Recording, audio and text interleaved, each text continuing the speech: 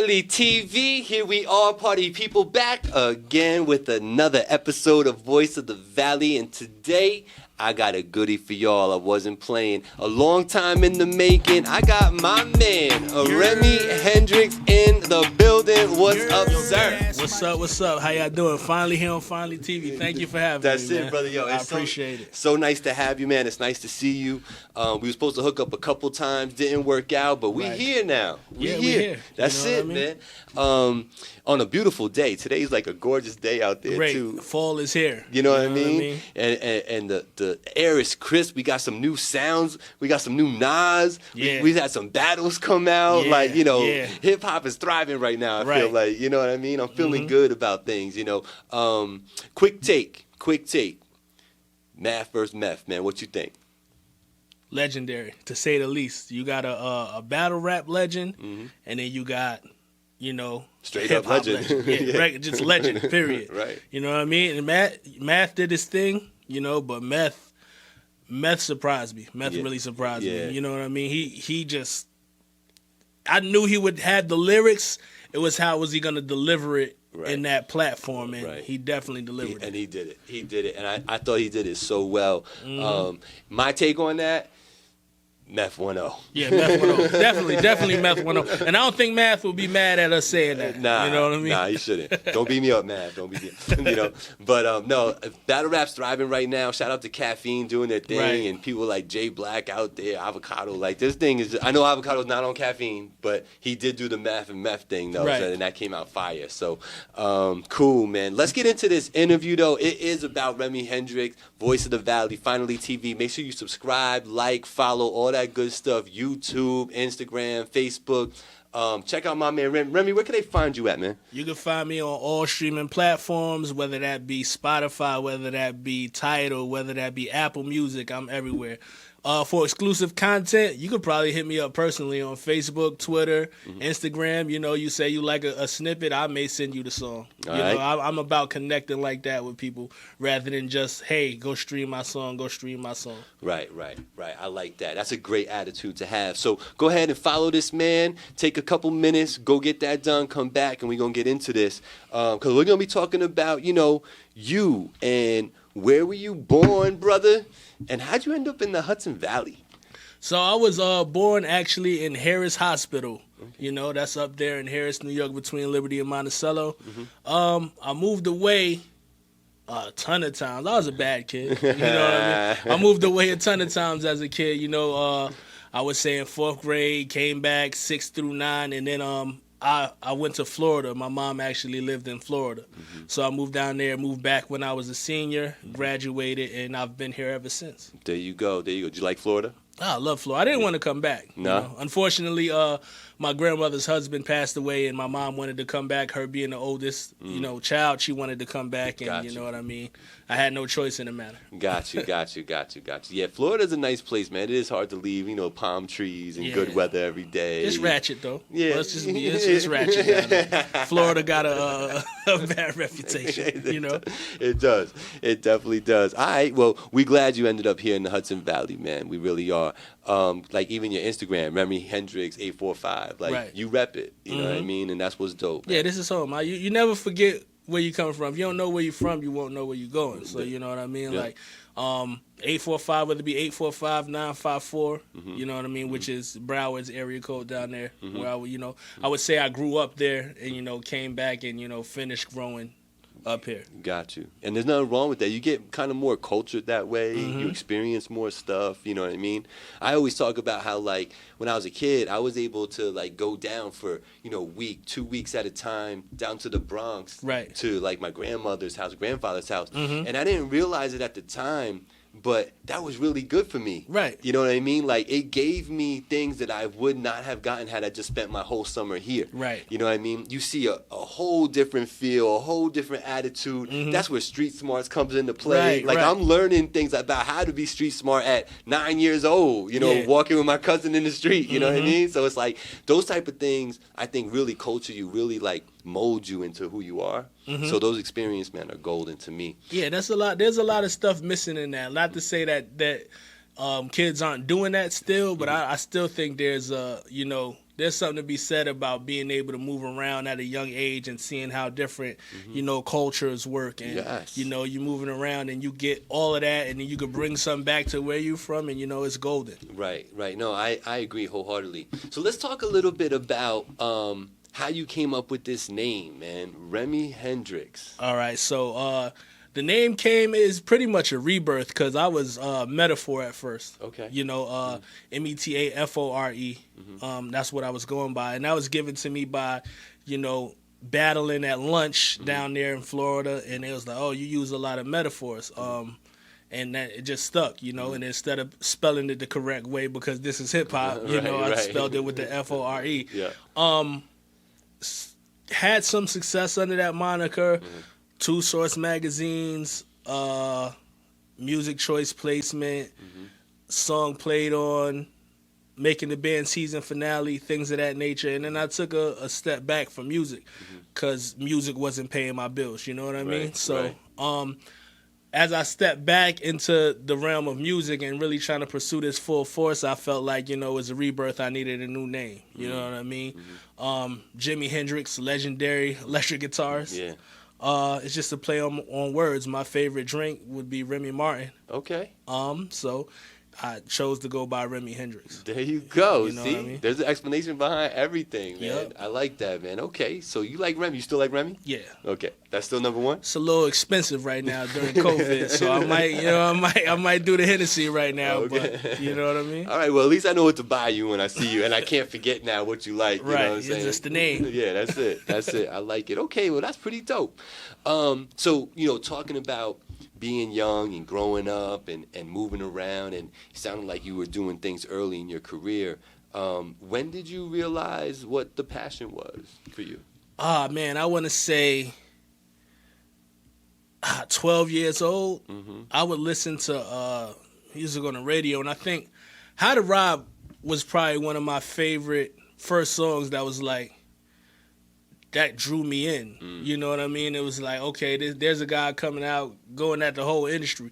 You could tell it was playful. It wasn't, serious. He's not really going to rob pun without a gun. Right. You know this what I mean? Ain't serious. Exactly. Being broke can make you delirious. So that was kind of my, introduction to saying, I want to actually write rhymes. And even farther back than that, I think I tweeted these lyrics the other day.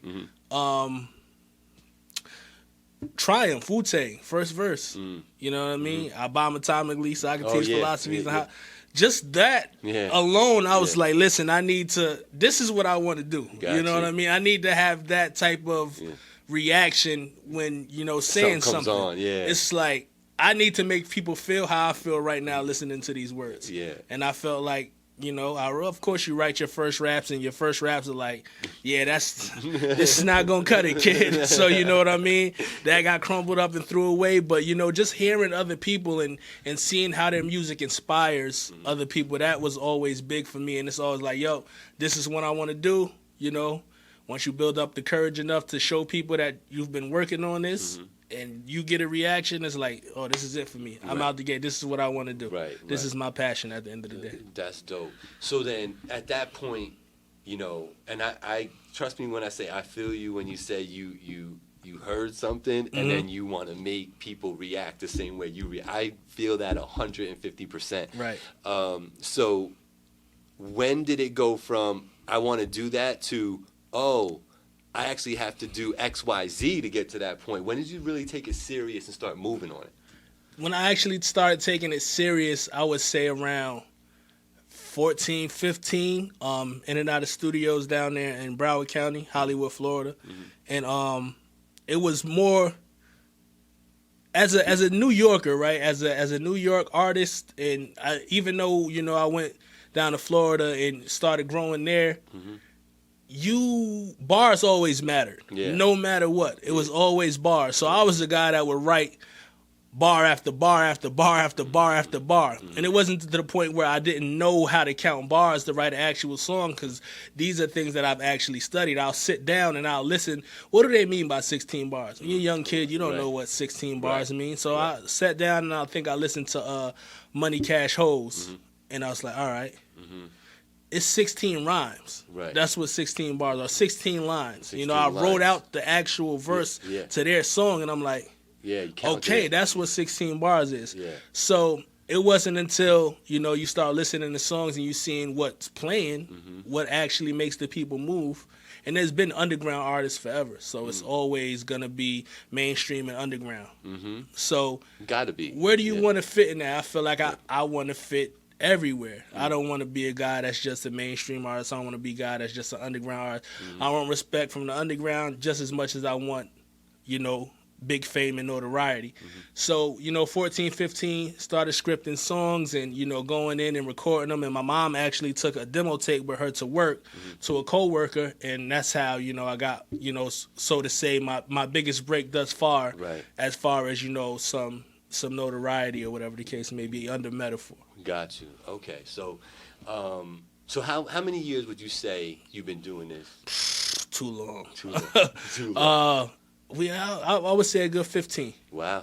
Good 15. There you go. And that's how you put work in.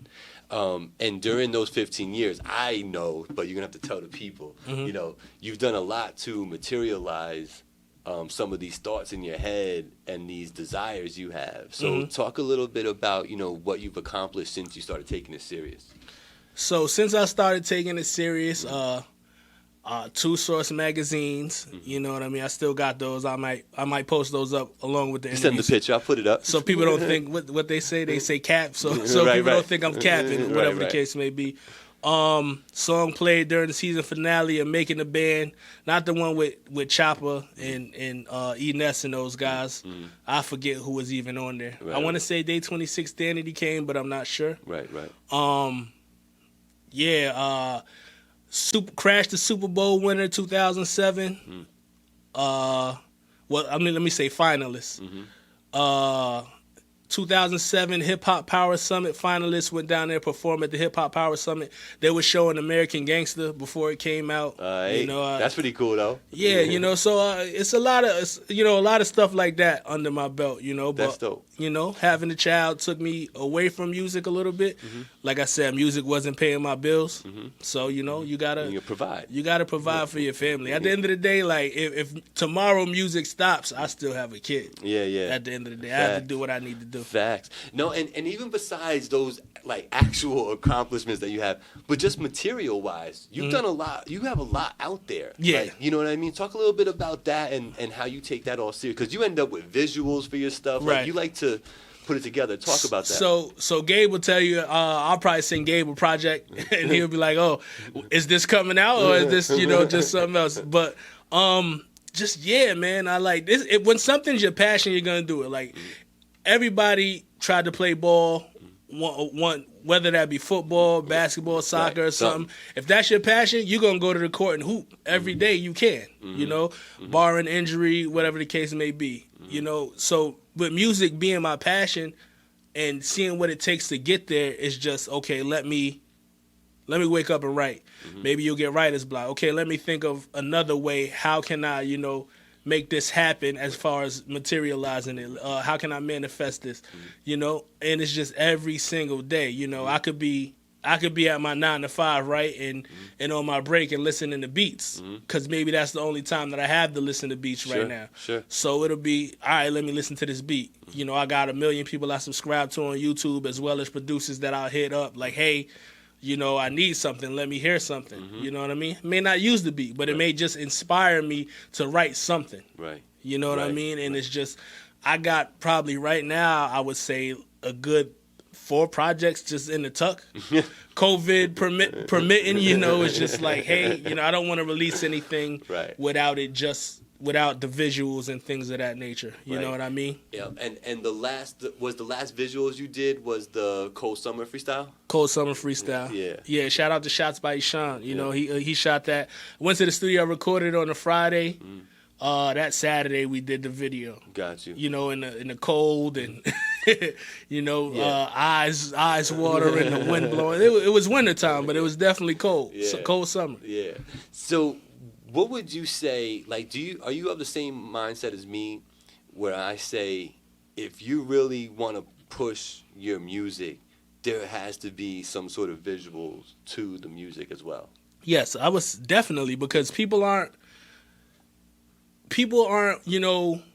only, sonically. Right. They don't They're learn not sonically. just not audible. It's visual. It's easier for somebody to watch and listen, Mm-hmm. and they'll grasp it easier than it is for them to just sit and listen. Right. Let's face it. Agreed. Podcasts are becoming very popular, but with podcasts, you also have a video for that podcast. Right. Some people don't even listen to the podcast without being able to watch it. Right. And with a visual for something, it's like, okay, you can be as dope as you want to be, but the attention span of people these days is nothing right now. Correct. So if you're scrolling Instagram anyway, and you're scrolling Facebook anyway, you see something aesthetically appealing to your eye, 9 times out of 10 you're gonna click the unmute button on the side of your screen and listen to it.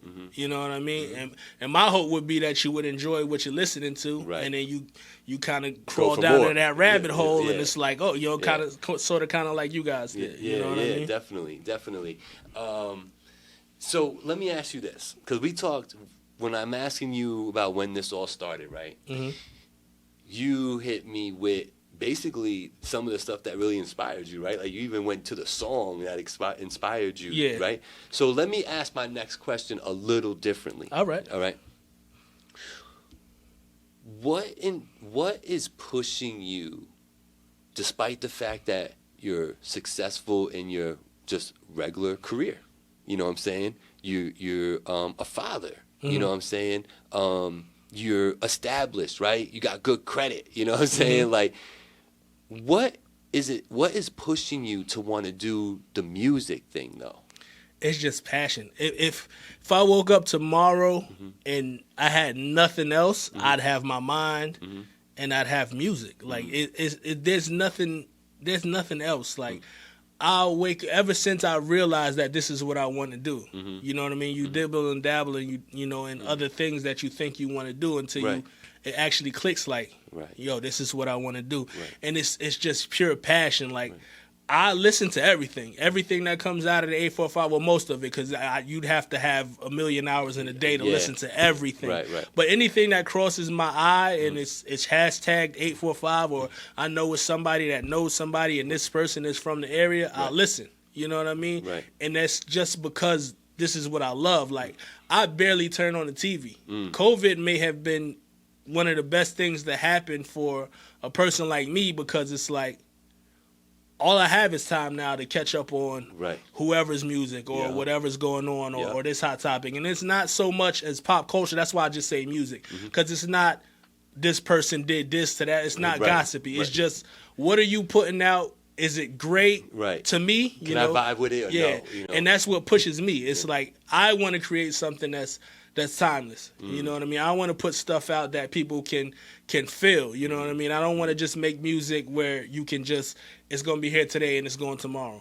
I want to make something that's going to stand the test of time. You know, not to say that's the aim every time you go in the studio. Right. But, you know, to answer your question, to circle back, is just pure passion. You know what I mean? I could wake up, you know, in a cardboard box tomorrow. I'm going to find a way somehow to make music, you know, to get lyrics to somebody. If I'm rapping to the pigeons on the side of on the sidewalk, something's going to happen musically. And honestly, it's that trait that some of you have is why I believe in you guys so much. Appreciate that. You know what I'm saying? Like, you know, I'm not going to start naming everybody who I believe in, but I'm sitting in front of one right now, right? Appreciate that. And you know, Blackout and I have talked about you on the show, what we're talking about on Tuesdays, right? We've talked about you, and, you know, you deliver a lot of quality work, and I think that's why. It's because your mindset isn't to just hear yourself. You want to hear yourself and almost wow yourself, because that's what you're trying to do to the other person on the other side. And that shows, brother. Appreciate you know what I'm saying? that. So that's dope, man. Sometimes you don't feel like it shows, though. Sometimes you're like, nah. Yeah. No, you know what I mean? No, it shows because in what comes out, you know, the actual material, the words that you're actually willing to share with the world aren't just, you know, scattered on a piece of paper. It's thought. There's a purpose behind what you're doing, and everybody who is like that, I feel has like a great shot of achieving whatever goal you're putting in front of you. Right. You know what I mean? Appreciate that. So just keep it up, man. It's Appreciate fire. that, Let's move along, and this is like one of my more favorite questions because funny things get said. Hit me. What's like a pet peeve for Remy Hendrix, man? What's something that just irks you that might not irk the next person? And I'm gonna be real hypocritical right now because I know somebody might watch this. A few people might watch this and be like, "Yeah, you're a hypocrite." Just being left on red, like you know what I mean, like you know what I mean. And that don't got necessarily to anything to do with just females, right, but. Right. Majority, you know what I mean? But, like, just say something, if nothing, you know what I mean? And I've done it to people. I know I'm a hypocrite. I'm sorry. You know what I mean? I do it to people all the time. But to say nothing, you know what I mean? It don't even got to be in the context of you're trying to link up with somebody or flirting or whatever the case may be. It could be just basic business, you know what I mean? It's just basic, hey, yo, I'm in the studio. Yeah. You read it, well, say something back to me. You know what I mean? I feel like that's the rudest shit ever. I've done it. I know. I'm sorry. I'm trying to be better. I'm unfinished product. God's still working on me. You know what I mean? But I think being left on red. I actually got a song like that. I don't know if it'll come out. Actually featuring Drawzilla. Zilla did the hook. What up, Draws? All right. What's up? So let me ask you this on the heels of that. Is there like a line of advice that you are living by, like a mantra or motto that kind of drives your everyday purpose? Yeah, it's cliche, but if you don't stand for something, you'll fall for anything. Mm-hmm. So, with a little bit of context in that is,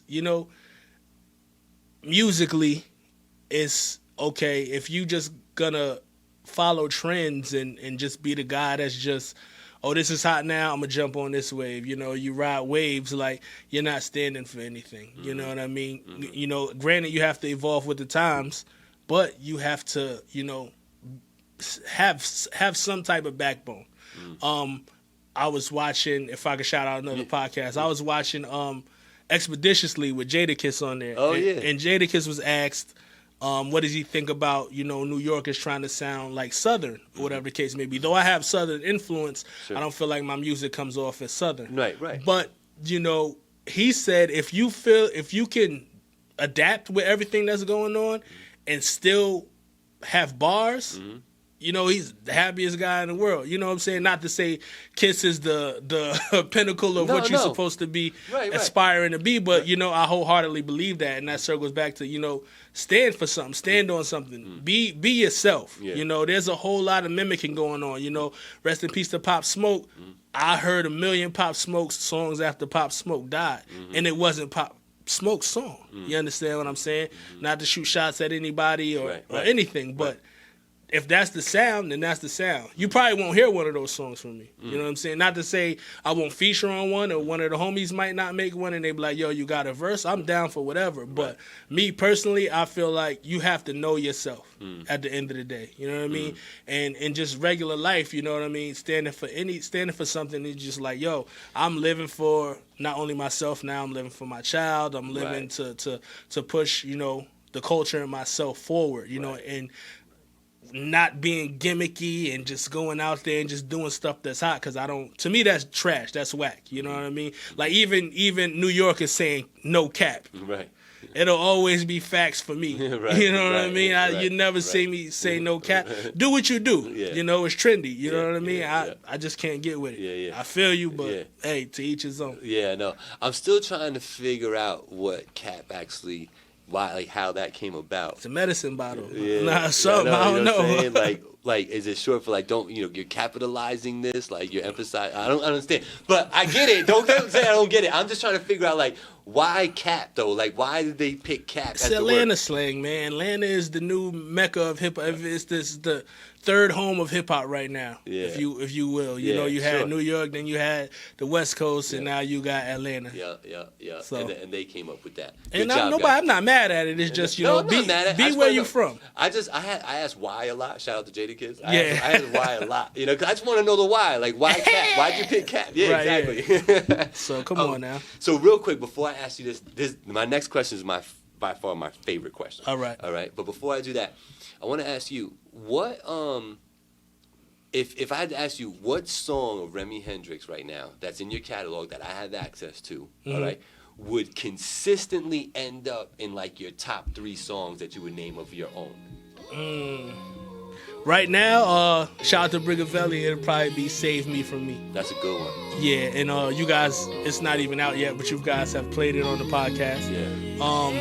And it just embodies everything that I am, I think, as a I've been in the drought, to leave that out, I'd be remiss. Hard stepping up the bat when your mood is hit or miss. Some move with no regard, still swinging for the fence. What good is open arms when you balling up your fists? What good is having a number when you always call it quits? Too busy trying to be in misses and you wonder why you miss. Well, ignorance is bliss, my how quickly we forget. If we outgrew each other, promise not to have a fit. Too many dark days because you spent your nights lit. Addicted to being broken but still hoping for a fix. Difficult to be alone, so you always in the mix. Till I spot you in the crowd, you ain't just another. Wait, we hate to celebrate my admiration from afar. We could be love drunk depending where we set the bar. Don't say that door's closed when it's really slightly ajar. Don't let nobody tell you nothing different, you a star. But can you save me from me? When the sunny days seem to go away and it's raining and making it all connect in the songwriting, you know what I mean? Even down to the actual production. So how that song came about is I wrote it. I'm like, I like how I sound on it. Mm-hmm. I need a female perspective. Well, who can I get? Mm-hmm. Should I go Nyjah Chanel? Mm-hmm. Should I go Rachel Hendrix? Mm-hmm. Should I go Briggs? And I'm like, Briggs would sound fucking dope on this. Mm-hmm. So I sent it to Briggs, and that's not us even being in the studio creating together. That's just me writing, saying, hey, I think you should do this, ad-lib the verses, sing the hook with me, and we go from there. Yeah. And then that's how that got made. Yeah. You know what I mean? But I would definitely say Save Me From Me. So I'm going to play a little snippet of that. Let's do it. You know what I'm saying? All right, so for my favorite question, I want you to go back in the archive and really think about this. Copy. When was the first time that you felt like a star doing your music thing? 2006 South Broward High School talent show. Okay. I actually performed twice that night. So shout out to my boy Verse One. Shout out to my boy Young Spoke. I didn't have a set of my own. I actually wasn't working on songs on my own at this point. It was just crafting verses for other people's stuff, and they had sets and they were going up, and it was like, just being known in your school. And my school down there was like a college campus. You had 11 different buildings. Cafeteria was huge, and it was like 3 floors every building, just huge. Nothing like the classes, in schools up here. You know what I mean? It was more like a college campus. And going in there, and the whole auditorium is just full, and then just walking out on stage and everybody's going crazy because they know what's about to happen because they've seen it in the hallways around the garbage can all year. So it's like, all right, let's see. Let's hear it. Let's hear what the final product sounds like instead of us beating on the garbage can and you freestyling. But that was the moment where it's like, I want this. That and also probably opening up for Method Man and KRS-One down in Florida. Ooh, Club that's Revolution. A great opportunity. Yeah, it was nuts. I actually got to meet Chris with KRS-One. I actually got to meet him. He gave me some good words of advice. Yeah. He's by far the best performer I've ever seen. Yeah. Like you just there's just no sitting side stage and just like how does he do every word, bro? Yeah. Every word. You know what I mean? And like the only one that I've seen, and I hold KRS at the top of live performance, right? But there's people who come close, and you might not believe it, but Wyclef is a sick performer. You know what I'm saying? But Busta Rhymes. Yeah, I'd imagine that just that energy Busta Rhymes can keep it going. Yeah. On stage. It's at least he used to. Busta kind of big right now. You know what I'm saying? But when I saw him like 10 years ago, I couldn't believe it, man. Him and DMX. Yeah. DMX left it on the stage, bro, doing prayers. I thought he was gonna pass out, bro. But every word, man, it was like, these dudes are on a next level of performance. You know what I'm saying? Yeah, because you'll get guys up there, you'll get guys who perform and they'll go up there and it's just a mic and it's a million people on stage with them. It's a show. Well, let me not throw shade at anybody, but then that's the reason you've seen me rock. I rock alone now. I don't even have a hype man, just because I feel like if you can stand up there alone and you can control a crowd on your own, then there's nothing you can't do. Right. Even like at that show, Method Man crowd surfed. It's like to have that kind of love from people you don't know from a hole in the wall. They're just a fan of your music. Yeah. He's crowd surfing, and it's like, he's fucking crowd surfing, like. Yeah. So you know what I mean? But those were the moments where it was like, this is what I want to do. I've arrived, quote unquote moments. You know what I mean? That is fire, man. And I love asking that question just to let you reminisce quick. Man. You know what I mean? Yeah, you got me in. Yeah, I'm gonna go watch the tape when I get back to the crib. So if y'all haven't already, make sure you like, subscribe, follow, share, all that good stuff with Finally TV. Remy Hendrix, all the information will be on the screen. You already know. I'll put some things in the description. So you make sure you follow him. Give me a like and follow. I really appreciate that. But Rem, before I let you go, tell the people, look into the camera, let them know, how they can support you, where they can support you, and all that. All right. It's Remy Hendrix. Big facts, no caps. You know what I mean? 845, where we at? If it ain't hot, if it ain't us, it ain't hot. If it ain't hot, why bother? I gotta work on that. I'm gonna work on it. I'm gonna get back to it. But it's Remy Hendrix _845 at Instagram. You know what I mean? Remy Hendrix on Facebook. And all streaming platforms. Like I said, you can interact with me, hit me up. I'll get back to you. I won't leave you on red. I promise. I'm trying to be better. That's a you good know what I mean? I won't leave you on red. But yeah, hit me up, man. Any 845 artist, smallest to the biggest, hit me up. If you like what you hear, if you go check it out. Let's work. I'm down to work with anybody, any and everybody. You know what I mean? Let's do it. You know what I mean? I love that attitude, and look out for big things coming from Remy Hendrix in the future. I can almost guarantee it. So for Remy, for Gabriel, for Angie, who makes this show even possible, shout out to the Boo, shout out to Hazel. It's Finally TV. It's Voice of the Valley. Let's go. Peace.